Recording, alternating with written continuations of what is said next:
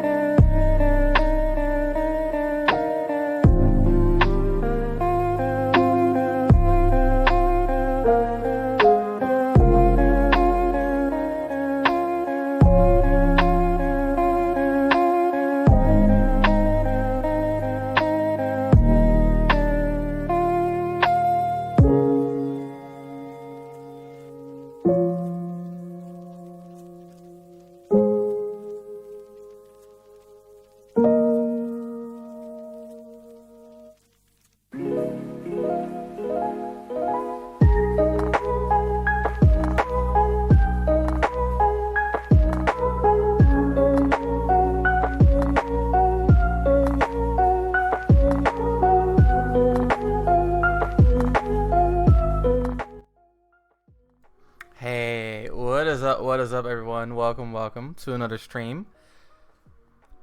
Theo. Yeah, we're messaging. Hang on. Hello. Fundies, what's up, Aeon? What's up, Pen? What's up, Math? What's up, Slothfully? What's up, Kronos? Yeah, more younglings and Pokemon trainers too, apparently. So today we have 3 sessions, so we're gonna do half an hour right now with Airport, then an hour with Darko, and then half an hour with Ikana, who is not the same Ikana as the Young Link Ikana, but a different Ikana that I've coached before. And apparently they're both fans of, the region in Majora's Mask. So here we are with just a bunch of Ikanas running around. What's up, Darko? How you doing? Let's see. July 23rd.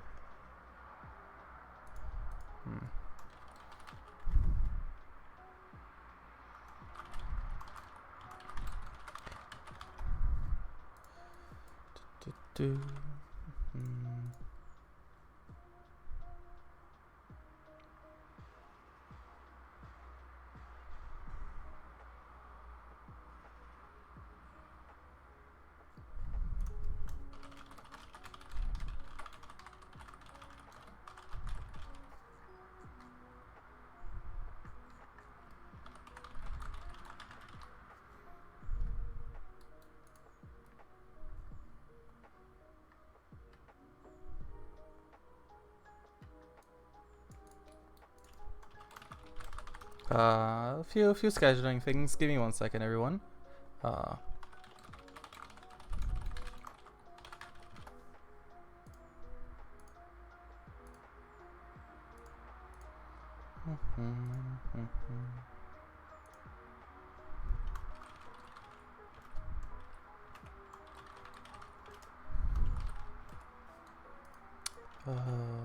see. Is that my boy Kyogre? What's up, Kyogre? How you doing? What's up, Kronos? I can see the chat, but no stream. That sucks. What's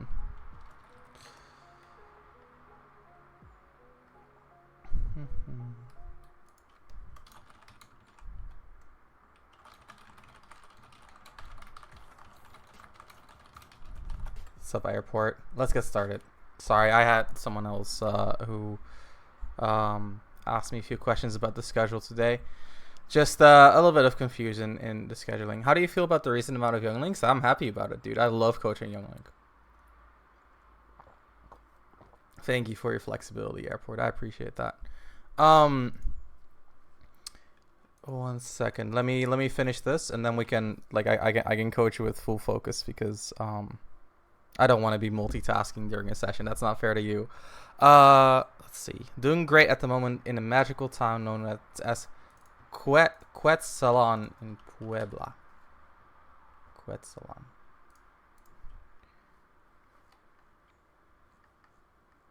Oh shit, that's just hidden in Mexico somewhere. Is it in the mountains? It's like a jungle here. That's interesting.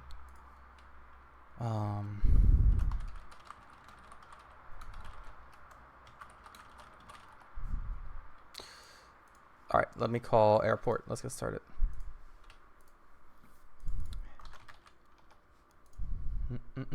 Hello. Yo, how's it going? It's going well. How about yourself? Doing well. All right, good to hear. All right, let me share my screen so we can look at what we're writing down together. And so today we're going to be doing a bit of VOD review, and we're going to be trying to work on a better plan to convert your advantages and in general, less trapping, which I think is part of your advantages. And then we can look at your neutral game plan as well, right? Like any specifics that you would like me to focus on for today? I think whatever you think when watch some of my matches, but I don't know. I feel like the things that are really killing me right now are I didn't write it in the plan, but also panicking and disadvantage just gets me killed when I play against the two of the best players in my region are Captain Falcon and Joker. I'll just air dodge and just die at 20, Right, and that's how I lose a lot of sets, and it's really sad. That's fair enough. Those characters, I mean, that's what they do. Yeah, just hit me up with the VOD and let's get started ASAP. Yeah, I can just send you a YouTube link. Let's start with this one.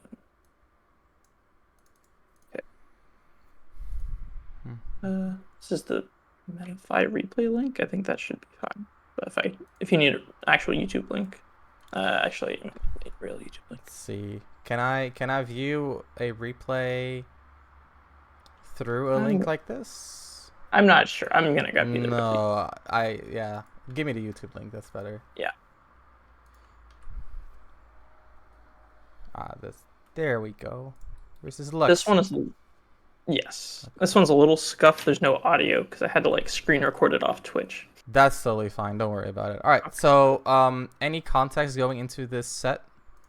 This is someone I've played a decent bit before. I played him also in Winners Finals, and this is the grand set. Okay. I think I get 3-0'd, but just watch from there. Okay. Let's take a look. So what I like to do for a VOD review, I just like to look at a bit of gameplay, get an idea of the patterns, not just the individual interactions, and then from there we can review. Okay? Yeah, sounds good. All right, cool. Oh, and let me know if the quality goes to shit. Every so often, Discord just decides to take a crap on the quality, and then I have to restart the stream, and it goes back to being decent again. So. Gotcha. Okay, immediate dash attack. Juggle. Good conversion. Oh, damn, that's very optimal. All right. Oh. Yeah, sorry. That's the only time that happens. Okay. No. It's fine. It's fine. I could see the action. That's the most important part. Yeah. Okay. The rest of the video should be fine. Good punish on the rebels. And there's Yeah. Okay. I see. Yeah. Up air is kind of a small move. Yeah, it's really, really good, but if you miss, you kind of die. Yeah, unfortunately. It's really good. I wouldn't say really, really, really good, because it's still, like, thin, you know? Yeah, it's thin, but, like, everything else about it is so good. That's true. It's like frame 5 and kills. Right. And it's so big. Okay. You even turn up the volume, but the recording still has no volume. That's so depressing. Yeah, I was trying to see if that would help, but that's fine. Okay. It's good. Good recoveries. Oh, get up attack. Good DI. You know, this is just like a small aside, but you know, if you know that your opponent always DIs down tilt well, you should start down smashing them, because then they're DIing down smash very, very wrong, and it's unreactable whether it's down tilt or down smash. But it's a small thing. Don't worry about it. Yeah, no, that makes sense. It's just I'm worried about just hitting shield and then dying for that. No, yeah, I get you. Gotta confirm the spot dodge cancel, of course. Because I think you can check, but as far as I know, even on the worst possible timing, if you spot dodge most grabs, you're still about like +8, something like that, which I think allows you to, well, in most scenarios, get a down smash. Yeah, I think down smash is frame 9, but I think that should be fine.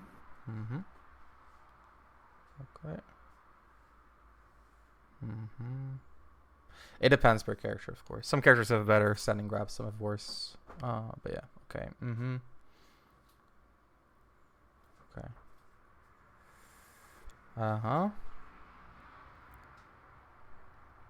Okay, so let's watch until the next kill, which is not there because you got weak hit up air, of course. There. Okay. And then you die. Okay.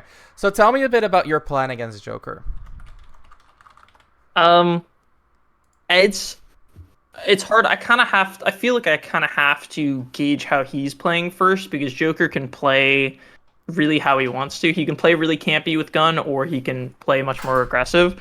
And if he's trying to play much more campy with gun, I try to rely more on fire arrow and try to like disrupt that and then get an opening from there.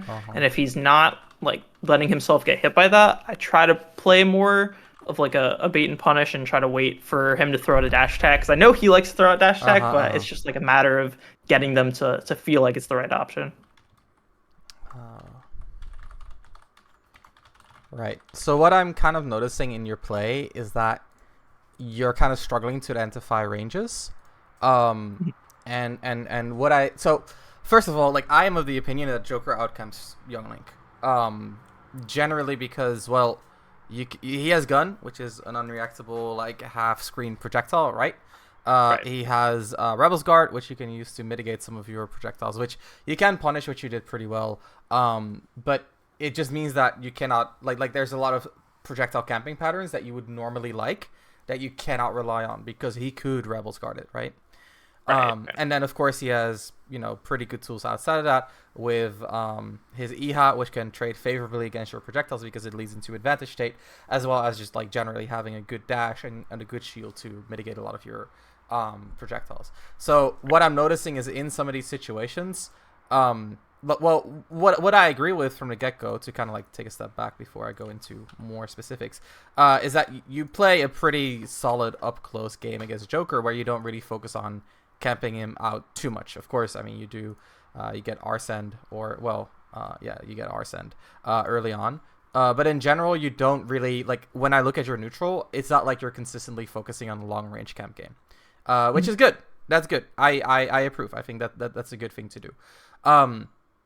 The thing then is, okay, well, if we cannot rely on our projectiles as a go-to, what should we be focusing on instead? And that is where it looks like you're kind of struggling to find the right hits against Joker, which, to be fair, is pretty hard.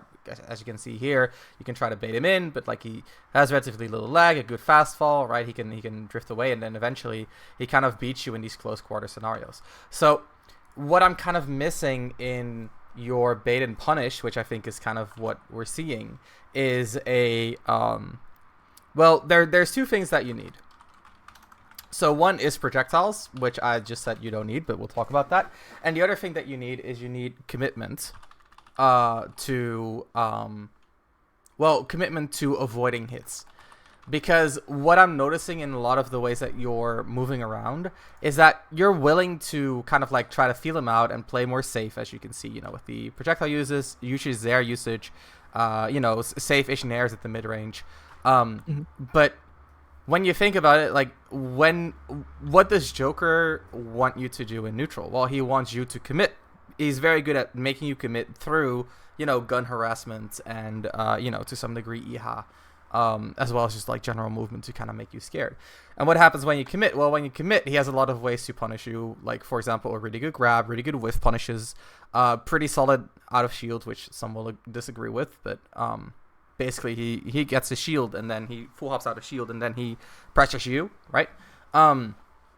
And there are times where your pressure is tight enough that you mitigate all of that, but you're still like mixing up to mitigate his punishes, right? And even here, if you look at a situation like this, right, you get like a nair and he rolls in and gets like a dash attack on you. That's not a true punish, but at the same time, he could have just grabbed you or razzing naired, etc., etc. So basically what you're seeing is that he's very consistently getting good situations out of you approaching him. Okay, that's the core of the issue that I'm seeing. And what I would like you to focus on in your bait and punish is to actually like bait him out to kind of like commit first. Because when Joker's committing first, sure, it's hard to directly punish him, but imagine him doing like a razzing nair. Again, right? Good luck punishing that. But let's say you're positioned to shoot out a whiff punish arrow. The arrow doesn't have to hit. But what it does do is it forces him to shield, right? It forces him to play defensively.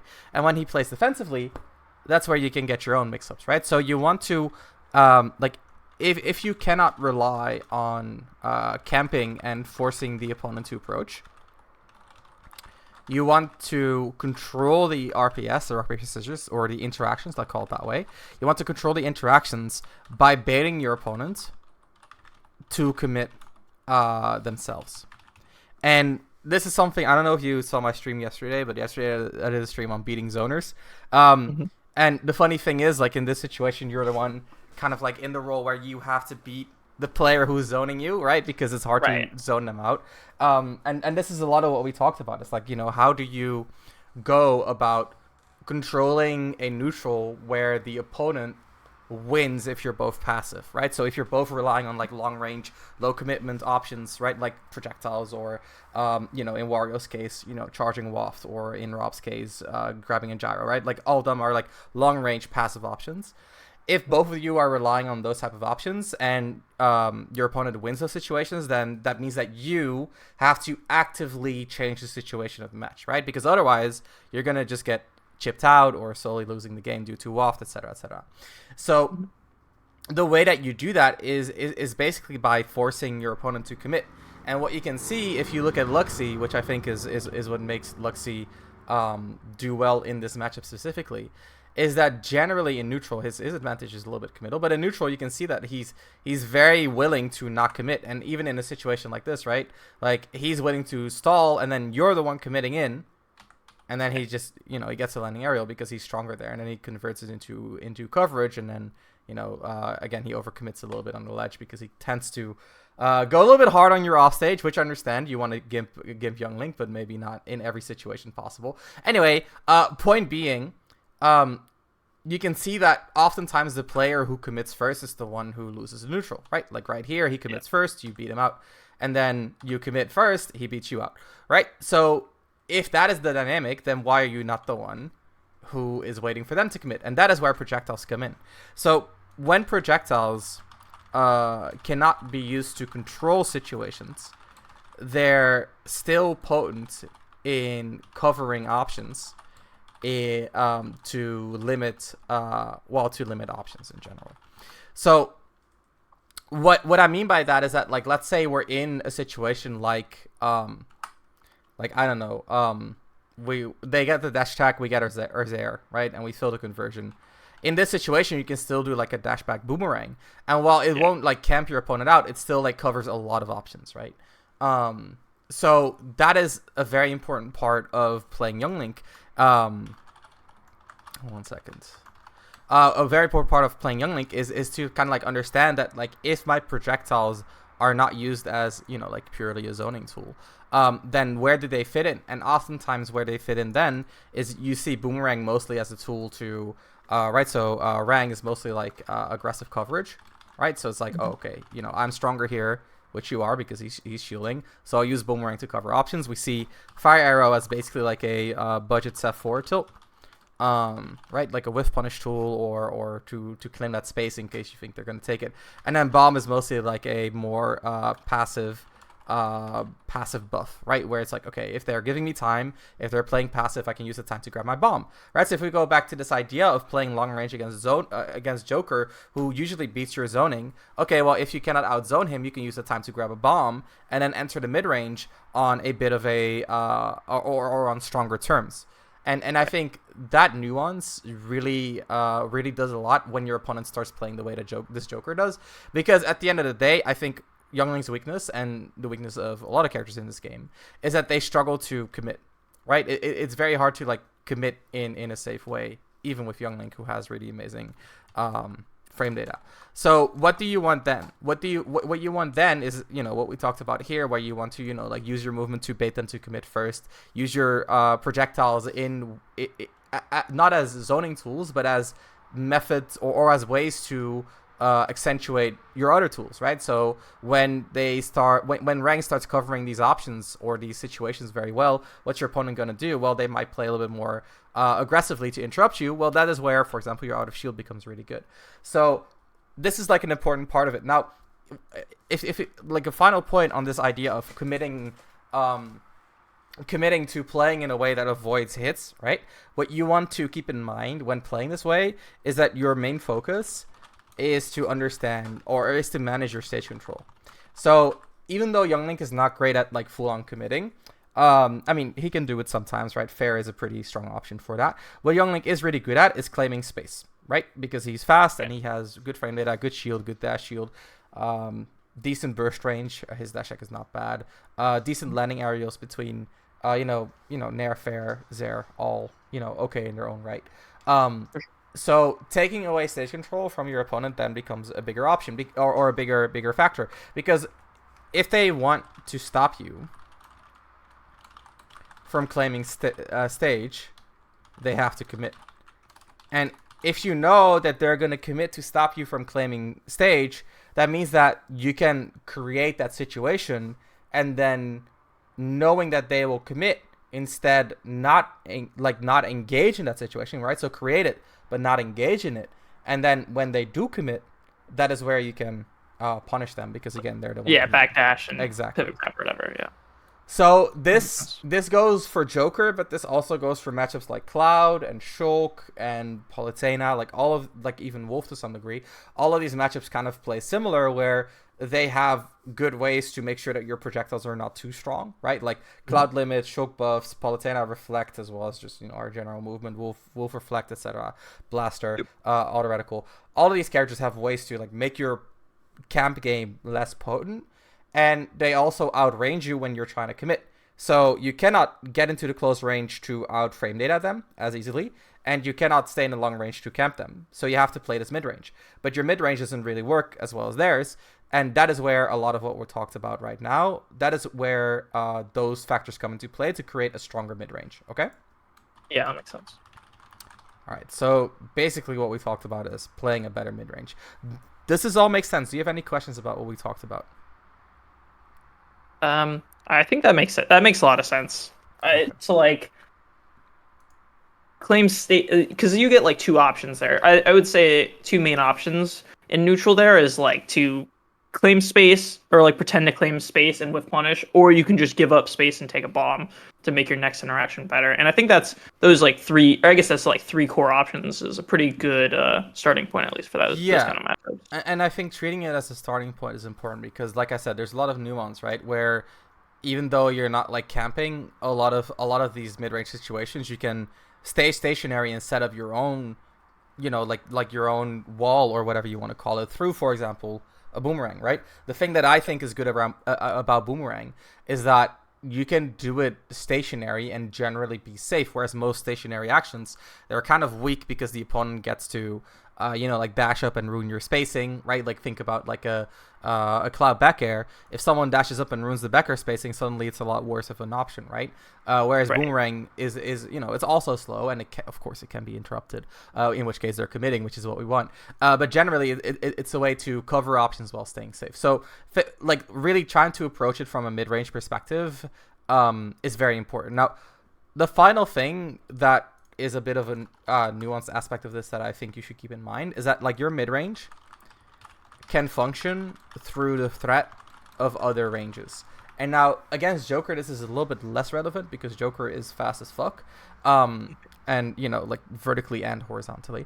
But basically, every mid range has a 50-50, and the 50-50 is leave to long range or enter close range, right? And for Youngling, this is a really good 50-50 because if it, like, let's say you're in the mid range and Joker commits to the mid range, you leave to long range, and then suddenly he whiffs while you are at like what is now a mid range again because you left, which gives you an opportunity to pressure, right? So this is like if you do this preemptively, like it would be like a dash back fire arrow, right? But you can also just leave to the long range, and if they like jump in there or dash attack or dash grab, they now whiffed and you get to pressure them from a safe space.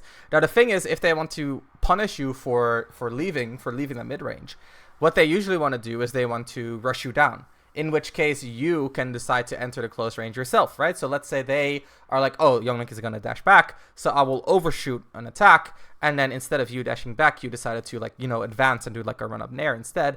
Then you're obviously going to hit them.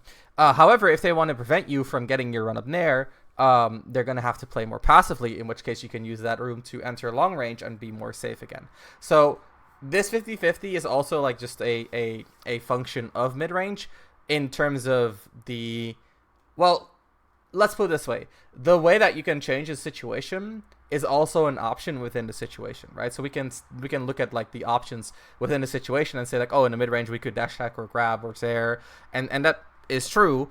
But we should always keep in mind that like changing the situation is a very viable option in and of itself. And because Young Link has such a strong close range and such a strong long range, as well as like a middling mid range, this way of playing the range is still very, very potent. Okay.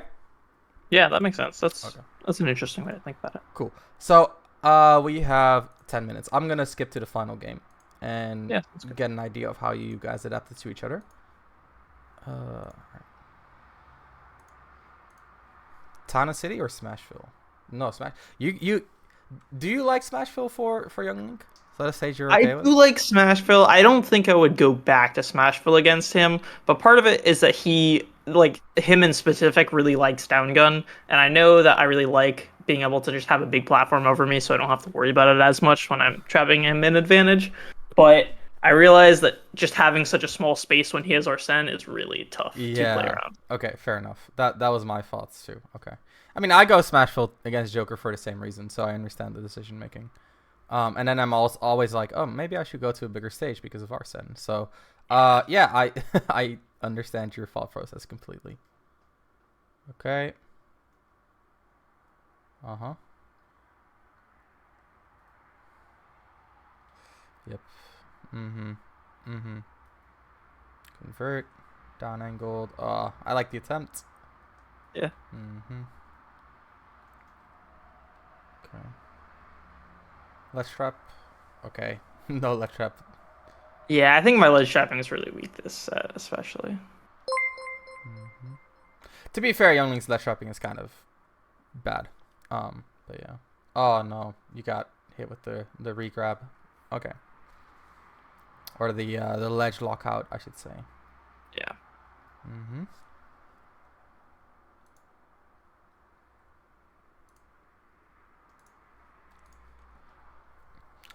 Oh, okay, nice.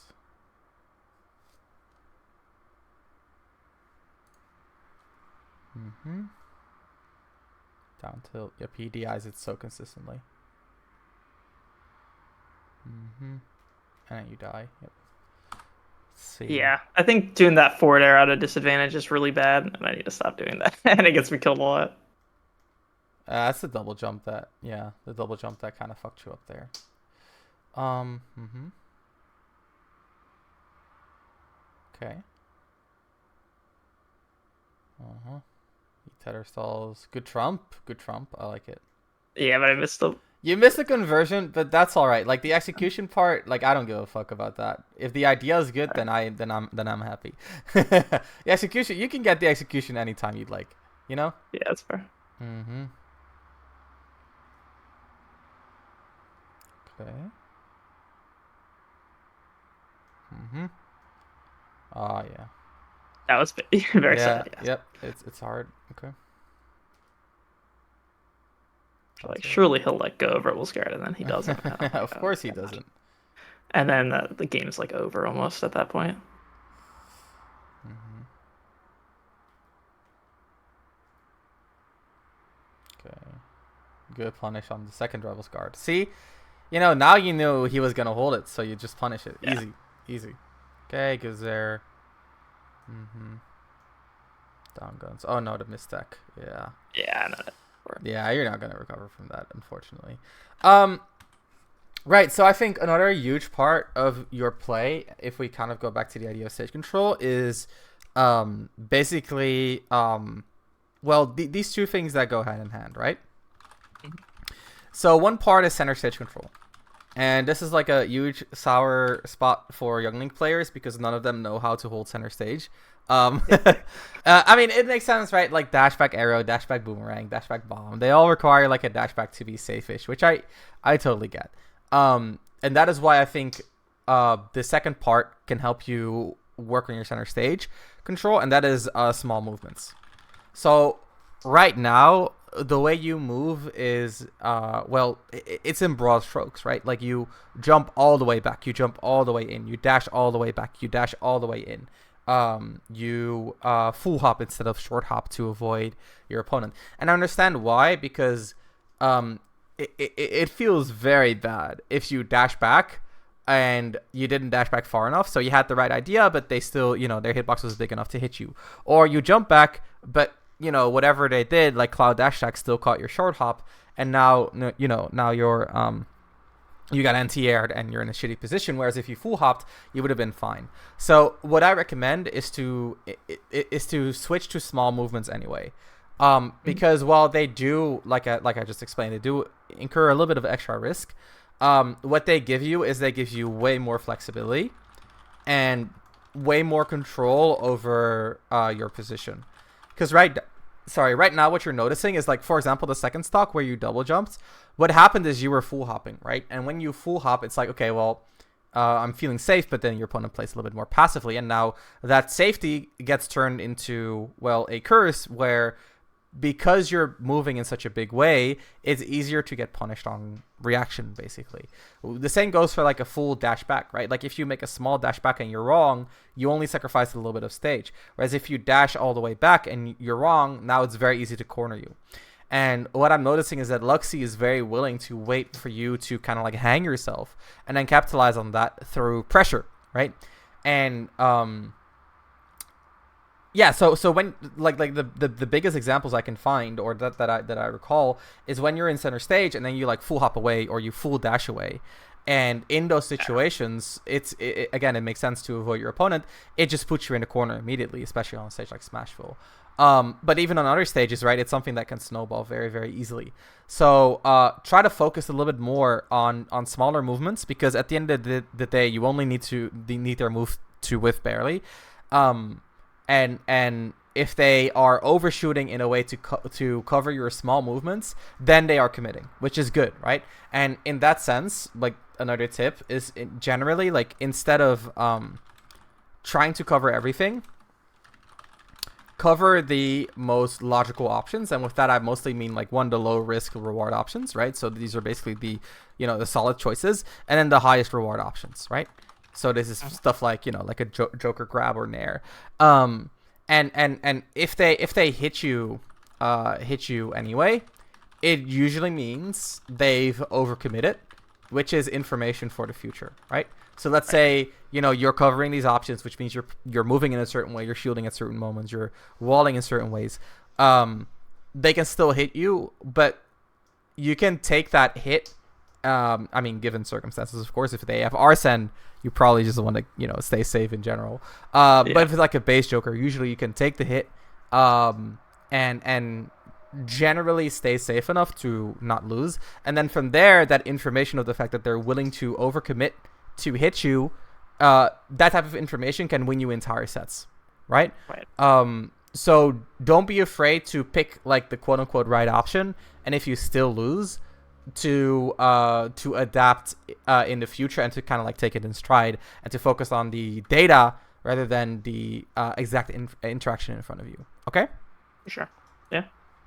All right, Airport. Anything you'd like me to clarify on more, or I can give you a little bit of advice in terms of your advantage, since that's something that you wanted to talk about? Yeah, I mean, I just felt, especially against him, he DI'd it well and air dodged and off of the down tilts, and I feel like I should be able to get something more than just kind of like looking at him and not getting anything out of it. I just don't know quite what I should be looking for there. Right. So, basically for Young Link, I would say there are like two philosophies, so to say, in advantage, and basically one of them is to just like mix up and be correct. I think this one works given certain matchups, right? So if you think about something like Sheik or Zirsu, they're gonna get out of disadvantage anyway. You might as well try to go for like a direct mix-up, right? This is basically what you're doing right now. Just go for the mix-up and just be right. The second part that I think is more consistent, but also more exhausting, and generally can leave you open to getting janked more often, so your mileage may vary, is to use advantage to consistently set up strong pressure.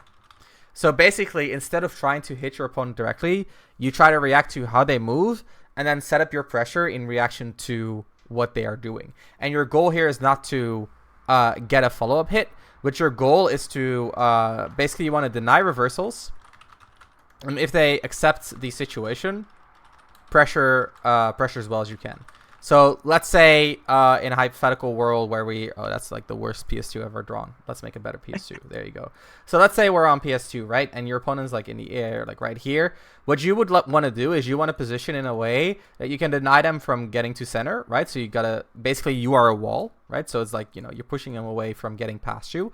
And it's a little bit hard against Joker because of down guns still, but there's still things you can do. Like, for example, like if they double jump down guns, you can jump and come from the side and try to upbeat them. But generally, like, just try to keep them from getting center, which means that they generally get to land in this area where they either grab the ledge or they land on the corner. And if they decide on the ledge, you get your ledge pressure. If they decide on the corner, they're entering your burst range while landing, which means their options are limited, which means that while you might not get a guaranteed reward because you're not juggling from below, you're still setting up a lot of pressure on them while they're landing. Because while they're landing, they of course have their landing leg, which is a point that you can pressure, but you can also feint pressuring that point and then instead wait for how they're trying to like mitigate your pressure and then punish that, right? So for example, a lot of jokers, they will like fast fall and then immediately spot dodge down tilt to get out of the corner, right? So if you bait that out successfully, you obviously get like a huge punish.